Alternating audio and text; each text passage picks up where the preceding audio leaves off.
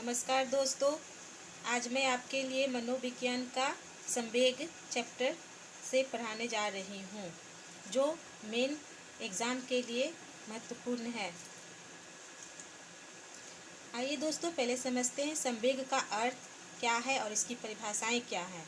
संवेग का अर्थ सामान्य रूप से क्रोध, भय, खुशी से है, जिसका संबंध हमारे जीवन से होता है।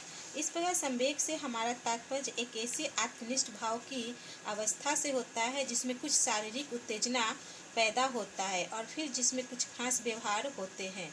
मनोवैज्ञानिकों ने संवेग को परिभाषित करने की कोशिश तो अवश्य की है, परंतु यह अवस्था एक जटिल अवस्था होती है। अतः मनोवैज्ञानिकों के बीच भी इसकी परिभाषा के बारे में पूर्ण सहमति नहीं है।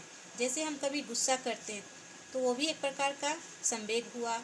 जैसे हमें कभी कोई उपलब्धि मिलती है तो मैं खुश हो जाती हूँ, तो वो भी खुशी भी एक प्रकार का संवेग है, यानी जिसे हम देख नहीं सकते लेकिन महसूस कर सकते हैं, तो वो एक प्रकार का संवेग हुआ, यानी फीलिंग हुआ। बोरोन बर्न तथा कैंटोविज ने कहा है कि संवेग से तात्पर्य एक ऐसे आत्मनिष्ठ भाव की अवस्था से होता है जिसमें कुछ शारीरिक उत्तेजन पैदा होता है और फिर जिसमें कुछ खास व्यवहार होते हैं। इसी प्रकार सेंड्रोक ने कहा है कि हम लोग संवेग के भाव को, जिसमें दैहिक उत्तेजन, चेतन अनुभूति तथा व्यवहारात्मक अभिव्यक्ति सम्मिलित होती है, के रूप में परिभाषित करते हैं। वाटसन के अनुसार संवेग एक प्रकार का अप्रकट व्यवहार का प्रतिरूप है जिसमें संपूर्ण शारीरिक तंत्रों और विशेषकर अंतरावयवों एवं ग्रंथियों में भारी परिवर्तन होते हैं। फुल्पे ने कहा है कि संवेग भाव एवं शारीरिक संवेदनों का संलयन, यानी एक दूसरे के आपस में घुल मिल जाना है। संवेग के तत्व कौन कौन से हैं, इसको जान लेते हैं। संवेग एक आंतरिक अनुभूति होती है। संवेगों का अनुमान उनकी वाचिक तथा अवाचिक अभिव्यक्तियों के द्वारा ही लगाया जा सकता है। ये वाचिक तथा अवाचिक अभिव्यक्तियों संचार माध्यम का कार्य कर सकती है। इन अभिव्यक्तियों से व्यक्ति एक दूसरे के संवेगों को समझने में समर्थ होता है, जिसे हम निम्न संवेगों द्वारा समझ सकते हैं। आनंद या हर्ष भी एक प्रकार का संवेग है। आनंद, हर्ष या प्रसन्नता एक प्रमुख संवेग माना जाता है। सामान्य रूप से लक्ष्य प्राप्त हो जाने या आवश्यकता की संतुष्टि हो जाने पर बालक आनंद और प्रसन्नता का अनुभव करता है। अक्सर बच्चे में हर्ष व आनंद की लहर उस समय देखी जाती है जब उन्हें पेट भर भोजन खिलाया जाता है या शारीरिक आराम पहुंचाया जाता है। पेट भर जाने पर छोटे बच्चे मुस्कुराते हैं और बड़े प्रेम से खेलते हैं और परम आनंद का अनुभव करते हैं। भय को उत्पन्न करने वाली स्थितियां समय के अनुसार परिवर्तित होती रहती है। शैशवावस्था तथा प्रारंभिक बाल्यावस्था में अनोखी परिस्थिति के कारण भय के संवेग उत्पन्न होते हैं। जब अनजान व्यक्ति एकाएक बालक के सामने उपस्थित हो जाता है तो बालक को गंभीर भय का अनुभव होता है। वह जब कुछ बड़ा होता है तो उसके अंधकार, अकेलापन, शारीरिक पीड़ा आदि के कारण भय का संवेग उत्पन्न होने लगता है। संस्मरण तथा कल्पना का हाथ भी भय के उत्पन्न होने का कारण बन सकता है। ठीक इसी प्रकार भय के विकास पर संज्ञान का प्रभाव पड़ता है। इसी प्रकार क्रोध भी एक प्रकार का संवेग यानी फीलिंग है। बच्चों में क्रोध की उत्पत्ति अक्सर कुंठा उत्पन्न करने वाली परिस्थिति या व्यवहार के कारण होती है। यदि किसी बच्चे से खिलौना छीना जाए तो वह क्रोध का अनुभव करता है। अध्ययनों से पता चलता है कि जब बच्चों की स्वतंत्रता में बाधा डाली जाती है तो बच्चे अपने गुस्से का प्रदर्शन अपने शारीरिक हाव भाव के द्वारा करते हैं। एनस्टैसी के अनुसार स्त्रियों की योजनाओं में बाधा पहुंचने पर उनमें क्रोध का संवेग उत्पन्न होता है। स्त्री तथा पुरुष की आत्म अभिव्यक्ति सेल्फ एक्सप्रेशन में बाधा पहुंचने पर प्रायः उन्हें क्रोध की अनुभूति होती है।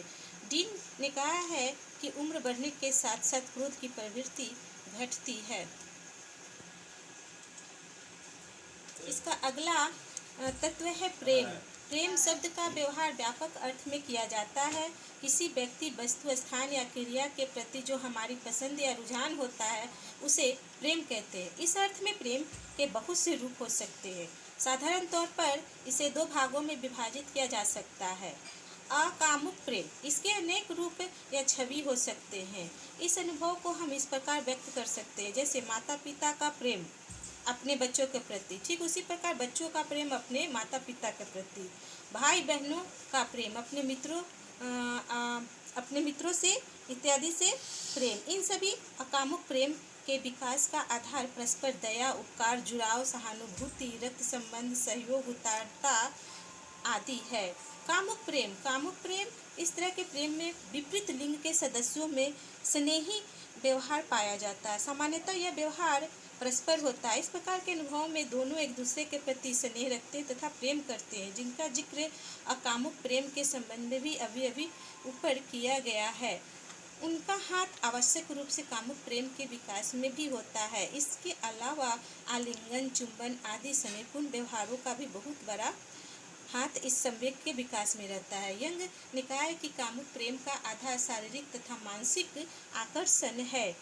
घृणा भी एक प्रकार का संवेग है जिसे हम महसूस कर सकते हैं।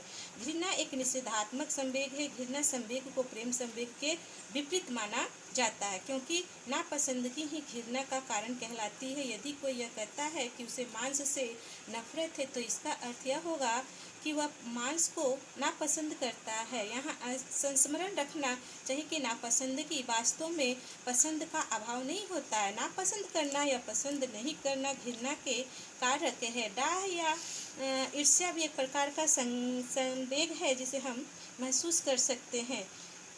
जब हम विपरीत परिस्थिति में होते हैं या किसी से मेरी लड़ाई झगड़ा चलती है, तो हमारे में कभी न कभी ईर्ष्या का भाव प्रकट होता है, जिसमें चिंता तथा आक्रमण की भावना रहती है। इसका आधार कामुक प्रेम या अकामुक नहीं हो सकता है। बच्चों में सामान्यतः अकामुक प्रेरकों से डाह का संवेग उत्पन्न होता है।